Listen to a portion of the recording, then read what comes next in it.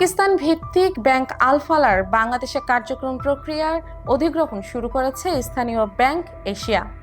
আর এই কাজটি করছে যুক্তরাজ্য ভিত্তিক বহুজাতিক কর নিরীক্ষা ও পরামর্শ প্রতিষ্ঠান পিডব্লিউসি।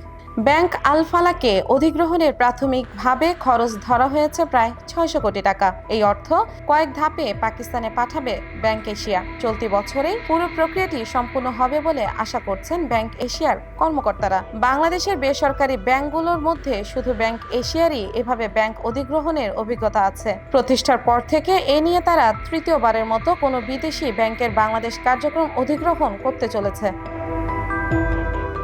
দেশের সাধারণ মানুষের ডিজিটাল লেনদেনের অভিজ্ঞতা বদলে দিবে নগদ ও হুয়াওয়ে টেকনোলজি। আর এই দুই পক্ষ একটি চুক্তি সই করেছে যা দেশের সাধারণ মানুষকে স্মার্ট লেনদেনের অভিজ্ঞতা উপহার দেবে। মাননীয় প্রধানমন্ত্রী শেখ হাসিনার উপস্থিতিতে বেইজিংয়ের শারিংলা হোটেলে বাংলাদেশের মোবাইল আর্থিক সেবা প্রতিষ্ঠান নগদ লিমিটেড এবং হুয়াওয়ে টেকনোলজির মধ্যে একটি চুক্তি স্বাক্ষরিত হয়। এই চুক্তির ফলে নগদ ডিজিটাল ব্যাংক ও নগদ মোবাইল আর্থিক সেবার বিদ্যমান সুবিধার সাথে যুক্ত হবে বিশ্বসেরা সব অত্যাধুনিক প্রযুক্তি। ফলে নগদের গ্রাহকরা যে কোনো সময় যে কোনো স্থান থেকে আন্তর্জাতিক মানের লেনদেন সেবা উপভোগ করতে পারবেন।